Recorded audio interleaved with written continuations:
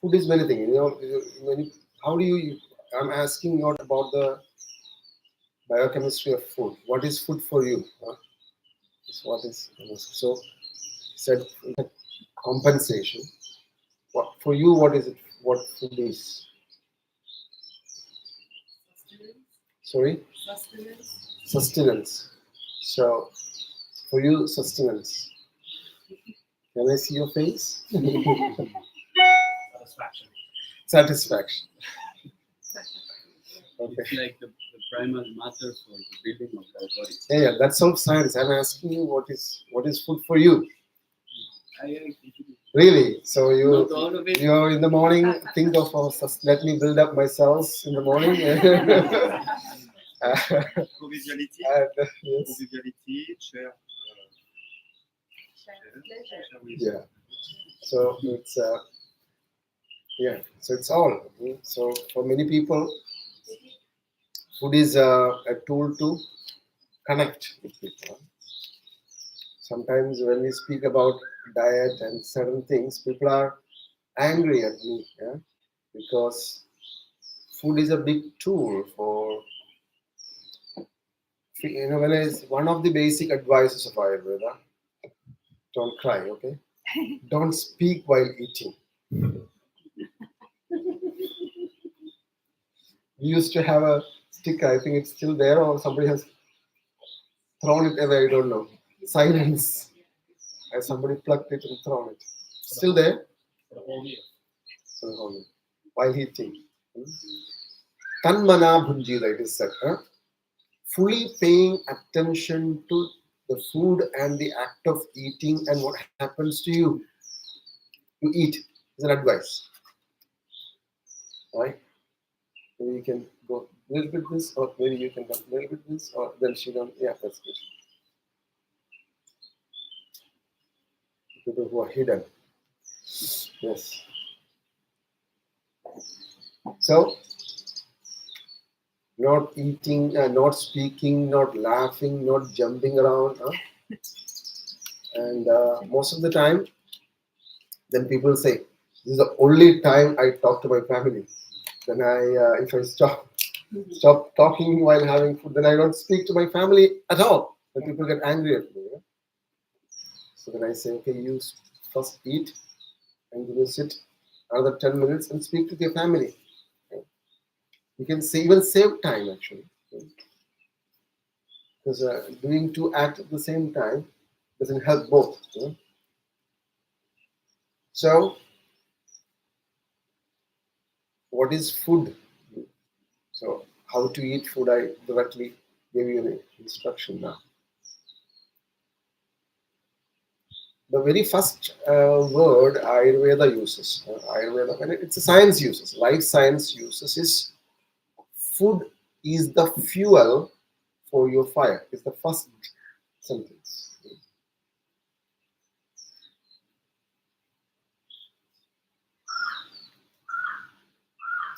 So, a few years ago, or a decade ago, when we used the word fire, the scientific people said, "You don't understand what you're speaking about." But fire, what do you mean? Right? In the body, where is fire? But the same people tells you that carbohydrate is basically the fuel for your body. Now, right? Carbohydrate is seen as a fuel. Why? Because it is used to release energy. The carbohydrate metabolism, breaking down glucose, is the basic metabolism through which body release ATPs or energy, right? So now you will say burning calories. Huh? That is scientific now. So food is basically the fuel for your fire. Fuel for your fire. When Ayurveda say this, we really mean it. Huh? So still, even you understand about burning calories, fueling the body, energy needs, you say your food is your fuel, but still, the Western medicine or the modern medicine or modern science don't completely understand what is really digestive fire. The concept of digestive fire is not very clear. You will see, even for COVID patients, for novel coronavirus patients, some people prescribed or advised to take chicken, eggs every day to the patients. And what are the symptoms? Patient is having nausea, vomiting, diarrhea, anosmia, no smell, no taste, no hunger, right? And high grade fever. You're asking the patient to eat chicken, eggs, right? Highly nutritive food, because the thing that will help to build up white blood cells, the immune system, they have their own explanation about it, right? Because these things help you to build up your defensive mechanism, like your white blood cells, which is most of the time in COVID, the count went down, right? Or so they are prescribed it to avoid leukopenia, breaking down of excessive white blood cells. But Ayurveda has a totally different opinion. Why? What is the difference of opinion? Yeah, first of all, the person should be able to eat. A person is having nausea. Can he eat, first of all? The doctor cannot eat and the patient will not be benefited. The person, first of all, have to manage to smell and eat this food. And if he managed to eat, then he should be able to keep it in his body without vomiting it. And if it is able to keep it, he still be able to digest it. Right? And even if he digests it, he should be able to absorb it. Right? All these mechanisms will be completely disturbed because the fire is completely destroyed or disturbed in these patients. Right? So when Ayurveda say the food is the fuel for your fire, right? In the morning, you see how we awaken the fire, right? From some basic condensed fire which is hidden inside the pit, how we slowly awaken it, and then how slowly we build it up. And at a point, you can put anything into it when the fire is so strong. So, how to fuel? How to fuel your fire? How to sense your fire? Have you ever used firewood by yourself and to cook something? Yes, and you have brought up fire. This is basically a basic skill that human beings should have. Right? We are losing all these basic skills. We should know how to make fire, because this same thing we also have to do inside. So when our fire is weak, we have to sometimes wait, fast, and let it come up. How long to fast?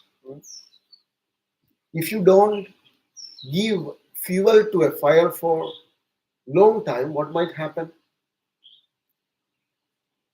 It can completely go out. So how long to fast, when to fast, and how long to fast, it's all important. When there is too much of fuel on the fire and the fire is not able to burn it, maybe you can even take off some of the wood. This is the process that you are doing now, the purification. Right? Why we are doing Panchakarma? Because You have over accumulated things in your body that your fires, not only digestive fire, your tissue fire, element fires, metabolic energy is not able to burn it. It is stuck. Then what do? When your oven is overstuffed with wood and the fire is kind of just smoking, suffering, even no air can pass through it. Basically, fire to come up, it needs air, right? Even oxygenation is not there. Then what do? You take out. This is what is purification. Anjagar. And then slowly building up the fire. Building up the fire. So in Ayurveda, fire is the center. I tell you, doshas are not the center. Fire is the center. Doshas' primary function is to sustain the fire. We need air, we need vata, right? We need fuel, we need pitta, right? We need also some wood or something to burn, we need kapha. So something which is highly inflammable is pitta. Something which gives substance to burn is kapha. And something which is aerating and oxygenating is vata. So all these kapha, pitta, vatas are functioning in a special form to make sure that the burning is possible. So life is basically burning. Right? And fire is a basic energy. How? Sun is the center of all the forms of other energy in this galaxy. In the same way, fire is the center of all the other energies in your body. And you are born with it. You have this fire inside. And you have to maintain this fire. So Ayurveda very clearly defines Chante Agneir Mriyate. If the fire is gone, you are dead. Death is the destruction of fire. Very clearly. Right? Yukte Chiram Jivati Anamaya. That is a big promise. What is a big promise? If you can protect your fire intact, you will live forever. Big promise. How? Anamaya, without any disease. It's a big promise. If you can preserve and protect your fire intact without any disturbances, you will live forever with no disease. Yukte Chiram Jivati Anamaya. Anamaya. Rogi Syad Vikrute. You become sick when it is disturbed. Vikrute. When fire is disturbed, you become sick. Moolam Agnistasmat Nirichyate. Hence, you understand the root of your existence is fire.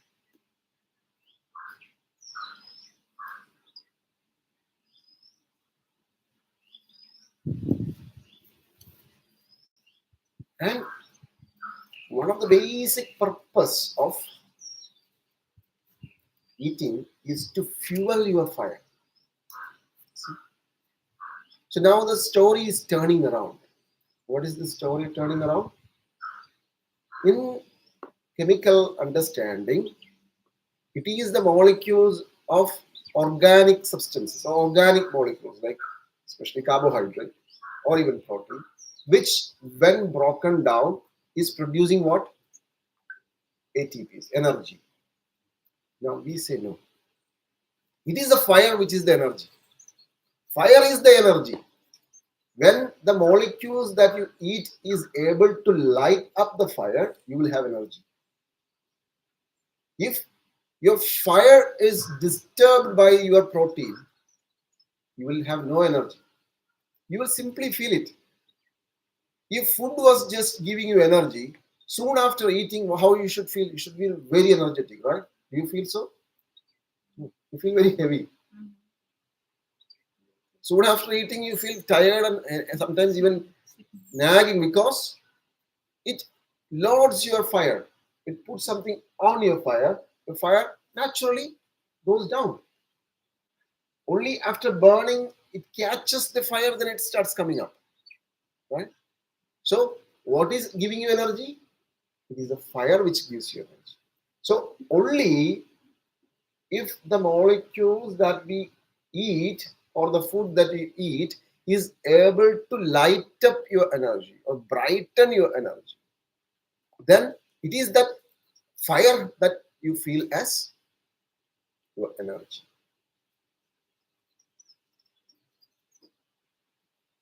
I'm coming to a big point why I'm doing this exercise. I'm walking around a big topic now. The topic is raw food.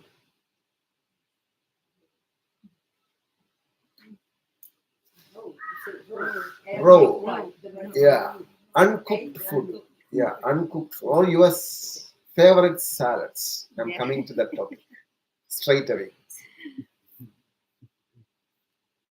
I'm making my basic fundamental steps to attack this.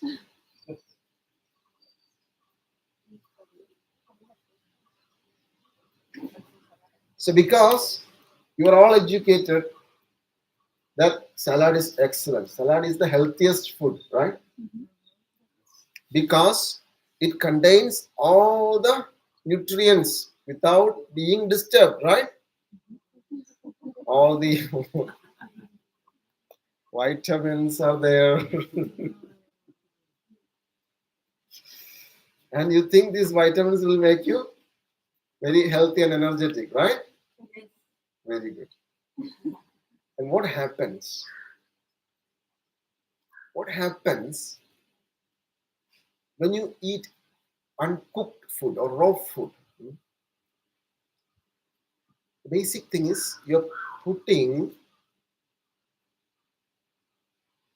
just wet wood. You cut the firewood, okay? The wet wood. Say soon after cutting the wood, you bring it and put it directly on the fire and see what happens. Will it burn? No. Of course, it has a lot of nutrients, but what if your body is not able to digest it and if your body is not able to absorb it? What is the benefit of it? It's a question back. Of course, we also understand in the process of boiling or heating, some nutrients, some quantity of the nutrients might be lost. But the question back is, what this highly rich nutrient is your body is not able to even reach it. Your enzymes, your digestive enzymes should be able to break it down first of all, right? And make it into a form where it is absorbable by your villi in the intestines, your basic absorptive mechanism. And still the story is not finished. And then it should be again available to the specific pathways in your body and specific organs. And then it should be, it has to go through many, many steps when absorption is not the end of it. So what if finally your body is not able to digest, absorb, and pick up these materials? You also get sometimes very funny concepts. You see, some people are drinking 1 cup of yogurt, around sometimes even up to half liter of yogurt in the morning. You know why? It's a very interesting reason. Why? Yeah, because they are taking probiotics. Because you need 1 liter of probiotic. Who told you need 1 liter of probiotics? Probiotics are needed only in drops or even in micro. They will grow. You don't have to eat the whole probiotic by yourself. If it go into a gut, it will grow by itself. The same story is with what is the daily requirement of any given vitamin? How much kilogram of vitamin you need? You know how much kilograms of vitamin you need a day? It's only micrograms, even sometimes even picograms, some less than micrograms. And for that, you don't have to eat kilograms of leaf and salads. You are just going to disturb the whole digestive process and digestive tract, your digestive fire by doing this. Right?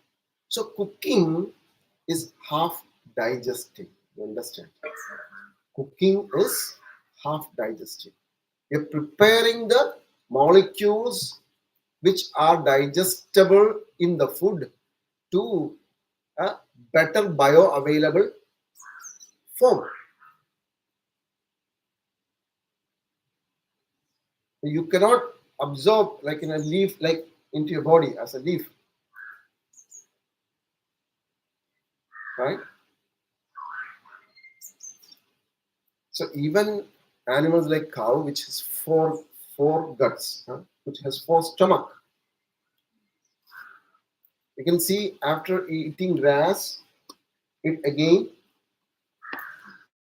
lay down after some time and regurgitate, kind of bring it up to the mouth and chews it again. It has 4 stomachs. Still, it has to bring this gastric content back to the mouth and chew it, mix it again with the saliva, because it cannot digest without that. You only have, hopefully, 1 stomach. So you have to start doing the same thing now. Bring the stomach content in the mouth and start chewing again.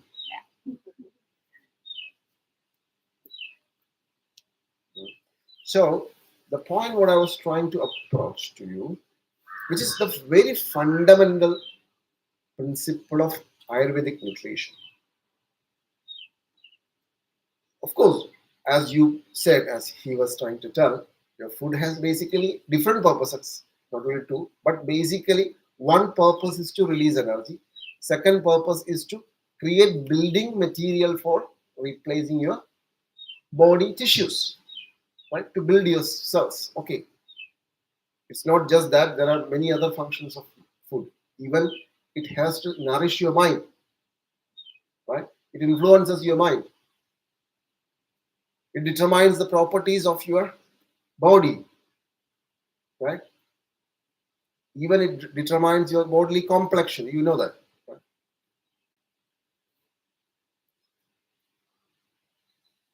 Even it determines your voice. It determines your aura.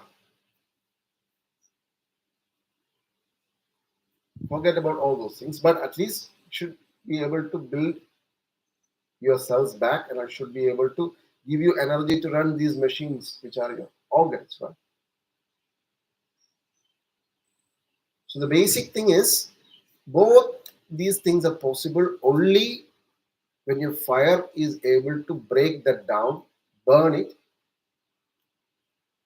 and transfer it into a state where it is absorbable. Then, according to Ayurveda, it is acted on by the elemental fires. 5 element fires act on it and convert these molecules to a state that matches to your body tissues. And then your body tissues take that up and transform with the help of the tissue fires into your tissues. So there are 3 levels of fires: the digestive fire, the elemental fire, and the tissue fire. Totally 13 fires. 1 digestive fire, 5 elements fire, 7 tissue fires. So totally 13. fires in this order. First, digestive fire breaks it down to an absorbable form. Then, in your tracks, in your body tracks and channels, the elemental fires act on it and transform it into a state where it matches with your body tissues, and then the body tissues takes it up and transform that molecules into your body tissues.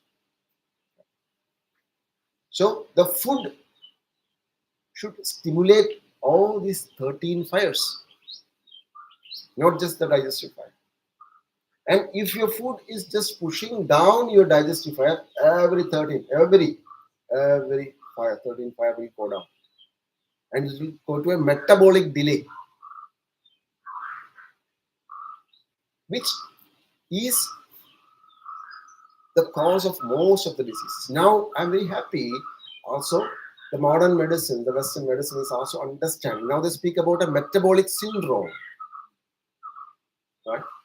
Diabetes mellitus, hypothyroidism, hyperlipidemia, fatty liver disease, obesity. So they're all one and the same.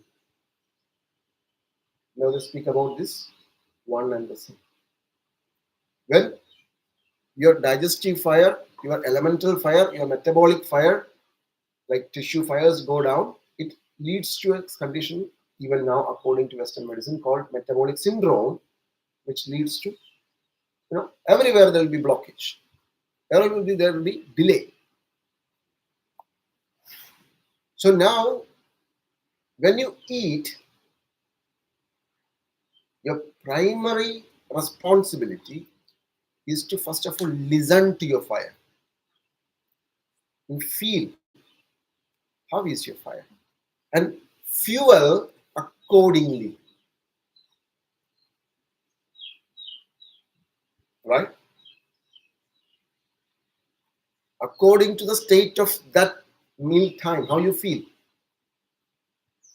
So don't eat great heavy things when you feel your digestive fire is not doing great. Be gentle with it. Take something light, warm, semi-solid, soupy, right? Which is much easier to digest, and eat a bit less. Right? So eating is fueling. That is your primary responsibility.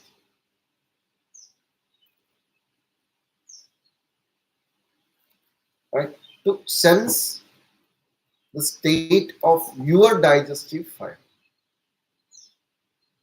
and to fuel it properly. And when you think like it's kind of stuck, then to fast.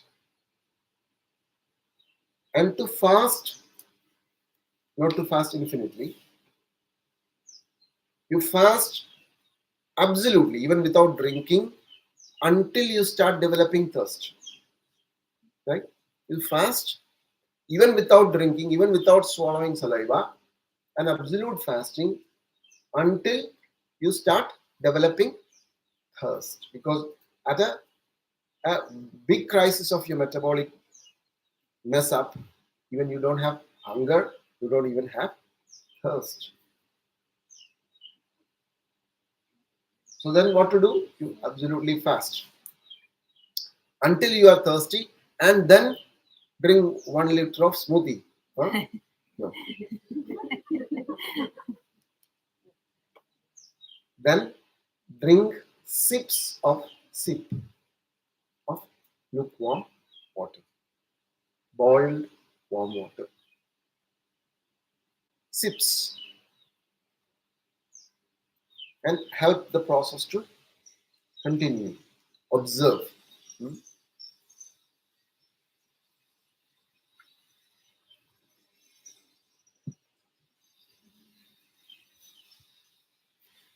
How long to fast? It's a beautiful, when I went to finish this, the science of a successful fasting. Vimalendriyada, your indriyas, your senses, start becoming devoid of waste. When there is a lot of ama or undigested things, There will be a lot of eye sand in your eyes. There will be a lot of ear wax. Sometimes even we have to like pluck here. Huh? We send people to the ENT and they bring one big piece of stuff from the ear. It's all stuck. So all your senses get stuffed and stuck. Tongue is coated like a grassy area. So all your senses are stuffed and coated and stuck when you have this metabolic delay. What is this? Body is trying to encourage you not to eat, not to indulge. You see, what is intelligence? When you have metabolic delay, when you have what we call as ama, when what you eat is not getting digested and absorbed and metabolized, one of the symptoms is that your indriyas, your senses, are getting stuffed and coated. You have coating inside your nose, coating on your tongue. Why? Because you should not feel the smell of food. You should not feel the taste of food. Body is wisely making you not to be attracted by the food, right? And once you address this ama, once you start digesting and metabolizing this ama, this stuffiness in your senses, you understand what I'm speaking about? Starts reducing, and you feel, now I can smell a little bit. Now I can taste. So the indriyas, especially smell and taste, this is what is straight away connected to eating. Taste sensation and smell sensation becomes clearer. Then the mala, sargo malana, the stool, urine, etc., starts getting released slowly. Things will get stuck when there is metabolic delay, right? So urine, stool, even sweat, all these waste products starts getting released. Laghavam, you start feeling lighter in your body. Lakhu. Ruchi, you feel appetite, not hunger. Appetite. Appetite is from your mind, wanting to eat. Ruchi, interest in food. So when you have ama, you have disinterest in food. It's very funny. Like children don't want to eat, and then you force to eat. Children are very natural. They when they have indigestion and ama, they don't want to eat. Then the parents really push. When there is Agni is strong and the ama is gone, naturally the children will ask for food.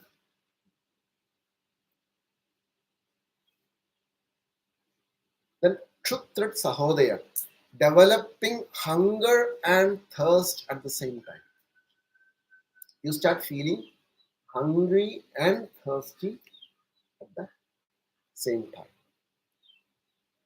So we have to appreciate, most of the people don't have this differentiation. What is this differentiation?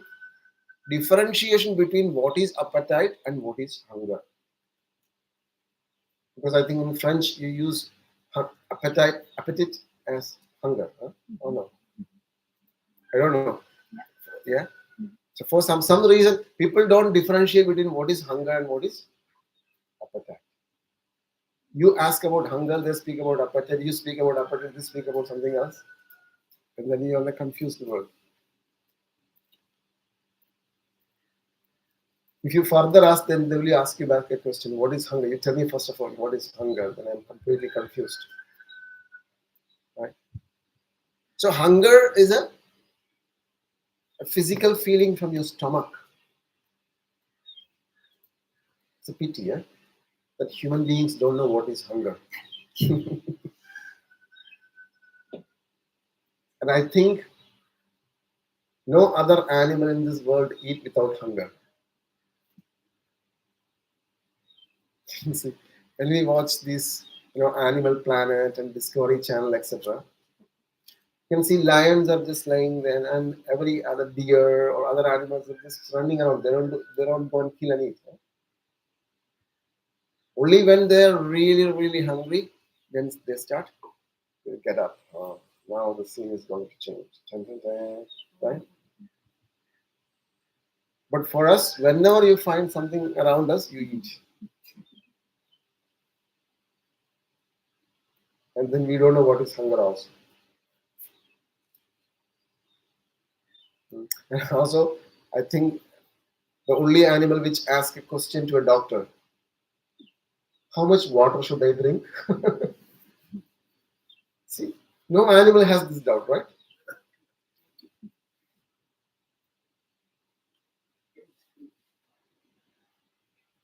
How much food I should eat and how much water should I drink, it's only human doubts.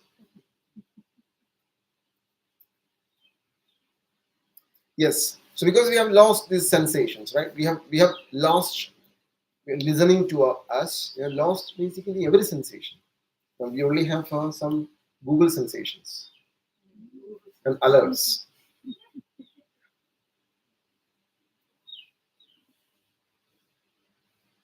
Right? So Kshutra Sahodaya.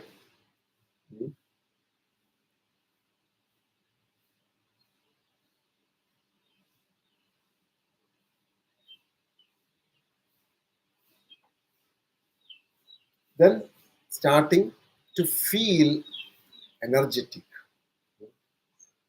See, when to stop is then you have to stop. Because the moment you start completely metabolizing the unmetabolized things, what happens? Now you have eaten a lot, right? Most of the time you eat for 1 month in one day itself.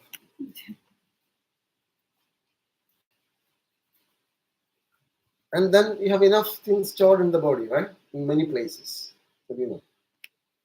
Then you start fasting, then your Agnis will be able to transform that into your body tissues, which was stuck as something else in your body.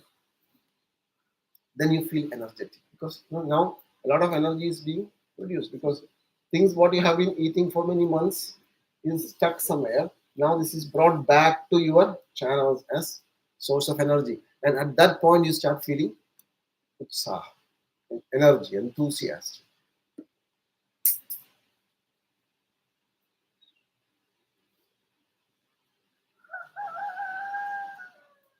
And destruction of lethargy, and that heavy feeling is completely gone, and that is the time to open the fast, right? And again, open the fast with the best pizza in the world. Oh, what you will eat? Again, something which is warm, semi-solid, etc. You have to slowly build back the Agni. Okay? A fire which is slowly being raised by fasting is like a tender fire. It's not a very strong fire to suddenly feed something on top of it. So, how you open the fast and how you slowly eat. So, this is why even after purification, we give at least 3-4 meals, some porridges, and people are fed up with this.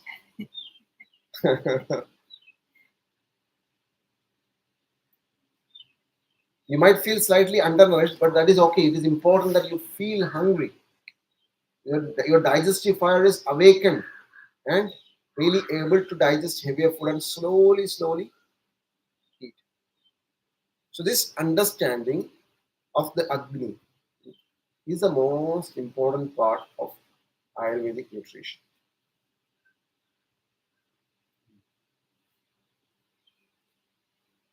So understand your energy is not in your food. The energy is in your fire. If you know, if the fire is already burning strong, wait, let it until it needs something. Huh? You don't have to really keep fueling. All these concepts of grazing. You can see some modern concepts of nutrition. There's a concept that you can keep eating. You don't eat big meals. You keep eating from the morning. Keep eating. It's grazing. Very strange because it's not the stomach content is not going to work like that. Because for the stomach digestion to complete, you have to finish a meal, and then stomach start digesting it physically, chemically, etc. until the pH of the stomach reaches to a specific acidic point. Right? What if you keep adding food to it? Stomach is building up its pH, let us say up to 4 or up to something, 5 or 4. Then you add another food. Again it goes down or goes again up to maybe 6 or 7 again. Then again body secretes hydrochloric acid again and again, and then again rise the pH to again acidic value. Again you eat another something. So stomach won't be able to release its content to the duodenum and take it to the further stages of digestion if you keep eating.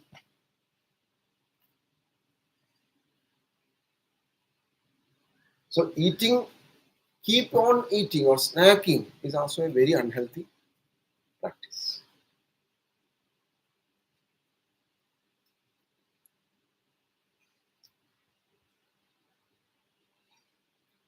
Right? Yes? What happens if little kids should they eat when they are hungry? Mhm. Or Kids, we have to definitely, they are in a totally different metabolic age, right? The growth rate so fast. So definitely, when we speak about food or sleep or something, please don't think about children. A newborn, an infant, a newborn baby should continuously sleep. Should not ask that newborn baby to get up when the sun rises, and so their metabolism is totally different because they are in the still their tissues are only developing. The body is not fully made when they are born, right? Including their brain has to still develop. The bone, the brain, everything has to. Many tissues have to slowly express. They are in that fast growing age. And then they should be fed when they are hungry. That is different from us in the middle age, right? There's no growth. So we don't need to again keep growing. We only have to replace dying cells. And even the regenerative capacity is also slowing down. So you have to be more careful when you are 50 plus, 60 plus, etc. about how much you really need and what you need. And another big problem now is about the carbohydrate, and I will finish for today. Right? In the West or in the modern society, now people are looking at carbohydrate like toxin. People are afraid of carbohydrate. Keto diet. You only need protein. So according to even modern science, the primary source of your energy, I have already spoken that, is carbohydrate. If you don't use enough carbohydrate, body will have to break down your protein, your muscles to release energy. The secondary source of energy is protein. Right? So the primary source of energy is carbohydrate itself.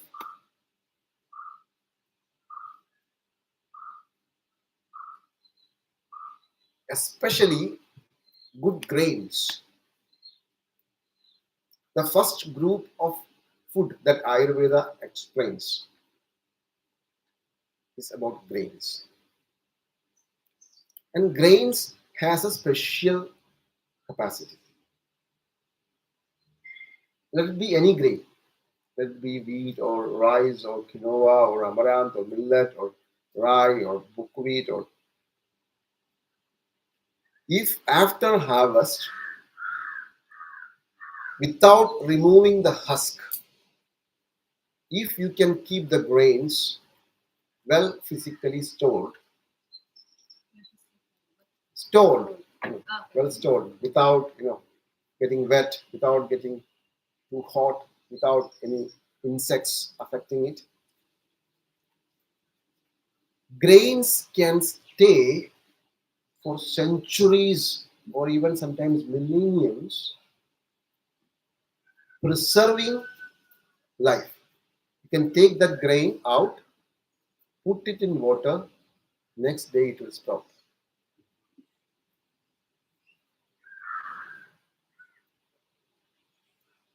This life preserving capacity, right?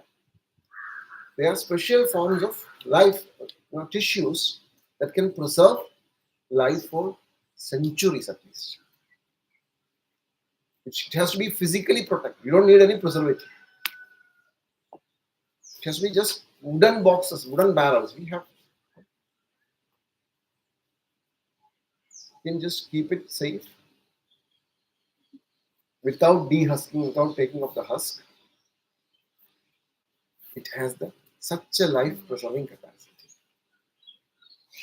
Unfortunately, the whole world during the Green Revolution has very badly breeded and modified most of the indigenous grains. That is the problem now, what people are speaking against carbohydrate. The gluten problem. No, we have wheat, which is not so much breeded, which doesn't create much problem. But when you modified and breeded wheat for making bread, then it has such a high content of gluten. So for high yield, for making bread, for making your own fun, you played with life, you modified life, and that is dangerous, right? But if you can access original forms of rice or even spelt or wheat or original old forms of any grain, what grows in your area. For example, in south of India, we eat a lot of rice because we have a lot of water here, and it is rice what is cultivated here, which grows here naturally. We eat rice. If you go to north of India, they eat wheat because that is what grows there. Right? So if you go to certain tribal communities, they might eat some kind of special millets.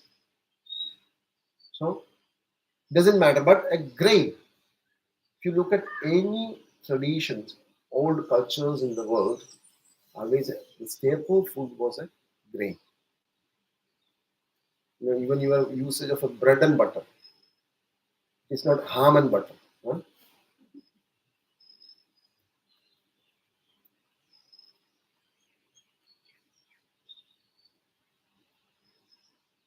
So the importance of a grain, especially for, because see, we call grains as dhanya, that which hold life. We call body tissues as dhatus, that which hold life. Our body tissues should be able to hold life, our life. So this grains are also having this capacity to hold life for years and centuries. So grains are so much important. And grains is not equal to carbohydrate. That's also a wrong concept. For example, grains like quinoa, amaranth, etc., are well rich in protein. Right? So every grain is not equal to carbohydrate.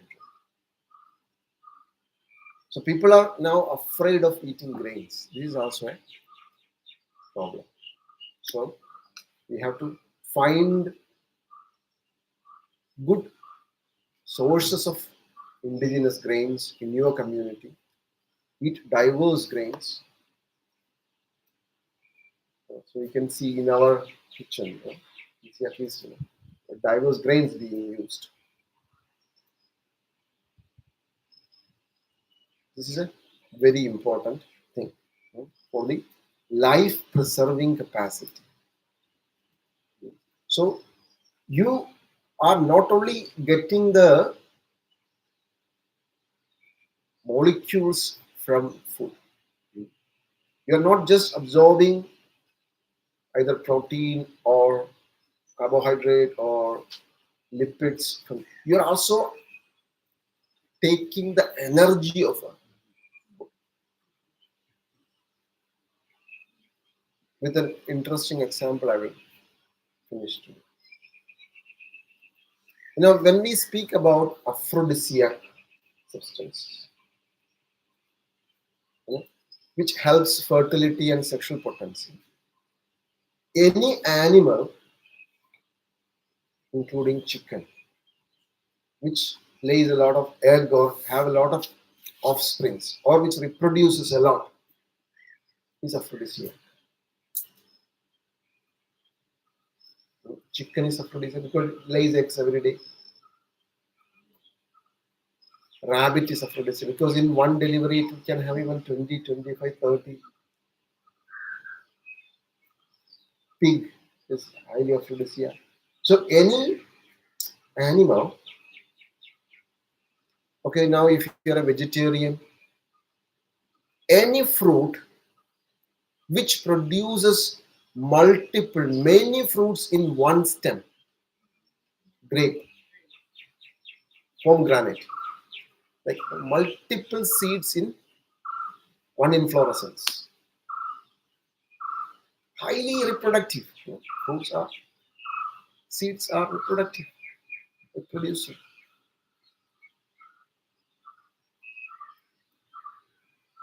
Even coconut, look at coconut in one inflorescence, even up to 100 coconuts you might get. It's highly aphrodisiac. So, see, if a plant is having so much of a reproductive capacity, when you consume its tissues, you will also get that. Because it has even the hormones, it has phytohormones. That's why it is able to reproduce so much.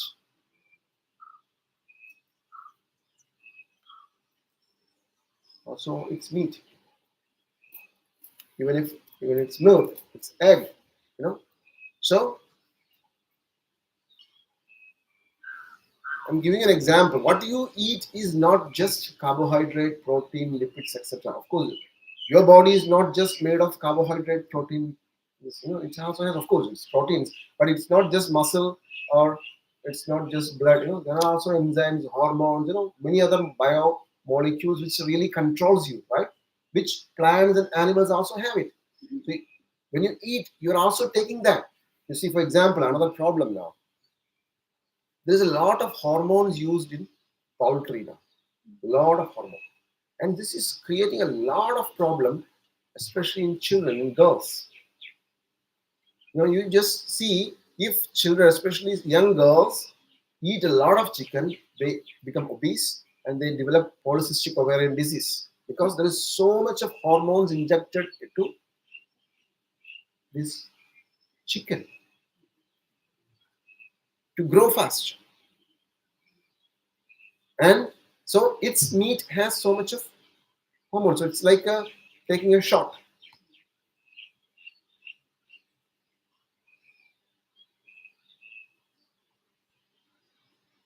Right? So when you take a meat, even many of its hormones, many of so-called metabolic substances, catalysts, which enhances many life activities are also taken with it. So you are taking many trends and tendencies.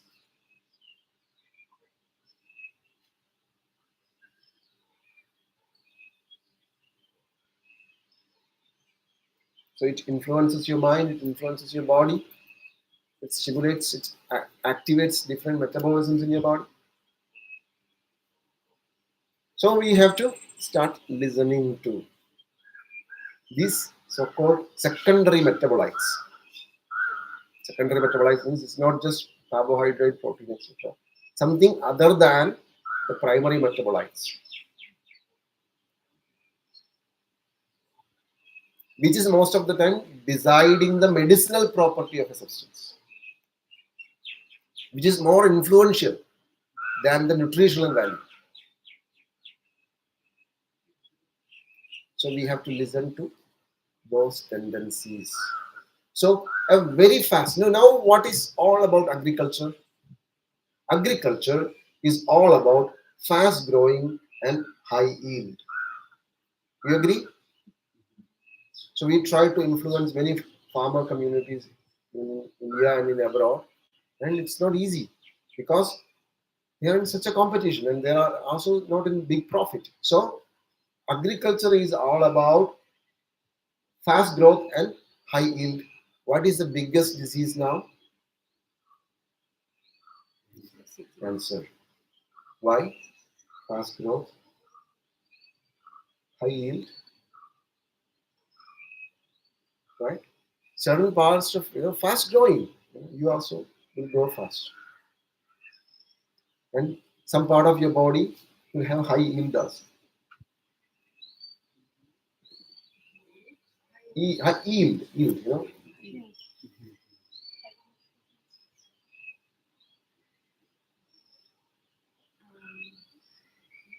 a girl has taken grown hormones, the hormone for growing up. Have you heard about it? Yeah. It's possible to reverse in the body. No, something which has happened, right? It's not that it stays. It's not that it is now you can take it back as well. Especially when it comes to if it is at the age of bone growth, etc. That will, and it's not that that hormone is going to stay forever in the body. Right? It just catalyzes some of the, when it goes and takes part in some biochemical action, and it spares it, and its effects is there. It has already manifested. So if it has created some problem, you can already see it, and those changes are not so easily reversible changes. What is it? What do you want to reverse? What is the effect you want to reverse? Because I think that perhaps lean fat is one of the. It's not easy to control fatness. Yeah. So if it has set certain trends and tendencies in further activation, it might be possible.